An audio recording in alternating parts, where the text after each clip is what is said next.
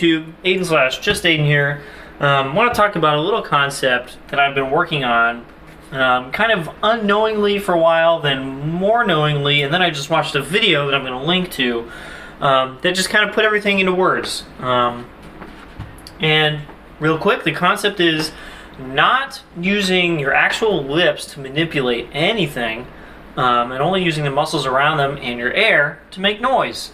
Stuff that should seem kind of obvious but just has not really worked its way to my conscious brain until recently.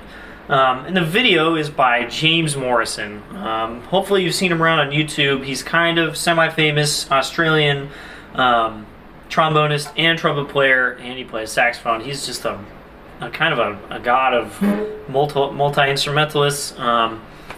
And I always assumed he was kind of a natural player, and by natural player I mean someone who just kind of like picked up a horn when they were 10 and then did everything right, maybe on accident, and so maybe they don't know how to teach what they do. And so I watched this video, and I think I've seen it years ago, but I didn't remember the specifics.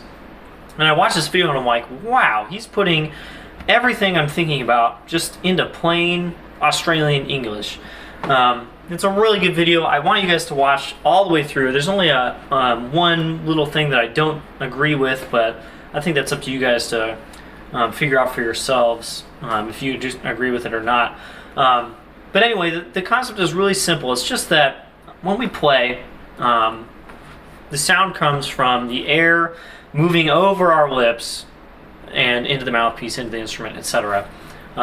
Without your lips moving, then we don't get sound, right? Either you just get air, or you get nothing because you're trying to buzz your lips without air, and nothing happens. Neither of those are ways that we make sound. And so you have to find a balance of letting the air move your lips to make the sound happen. And it's way easier than it should be. It's really easy. The problem, of course, is to do the opposite and try and manipulate your face while moving some air over them to kind of like get the sound. And that's what I've done for a really long time, and I've just kind of realized that that's not the most efficient way. What he says basically is that the muscles around your face, the actual chop muscles that we use, the things that should get tired, are the only things that really should be engaged. And the lips themselves are just kind of like in the mouthpiece, just getting blown by air. So what you need to do, and how it really affects your playing, is use your air, use these muscles, and just kind of let the lips do what they want to do. I've been doing these range exercises recently because I just want to make my high range better, and I don't think it's ever really been that good. And with the addition of this video into my knowledge, I kind of just let any shifts that are supposed to happen. Obviously, I'm not going to play from pedal E to high E on the same setting, but if I try and think about the different things, then I start manipulating my face, I start manipulating my lips, and then the high E just comes out as an air squeal instead of a big old note. If I, however, use the muscles around my chops, engage those, not super tight, but engaged, and just use a ton of air, faster air, more air as I go higher, then it's not that hard. Let's see if I can do it on F right now, from low F.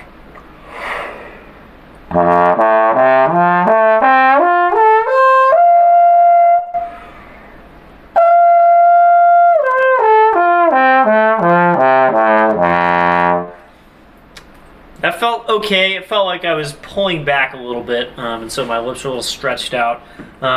I have done half of the circle of fourths of these already. And I probably should stop playing a bunch of really loud high Fs. I don't think that's the best sounding high F right now. It's a little flat according to my tuner.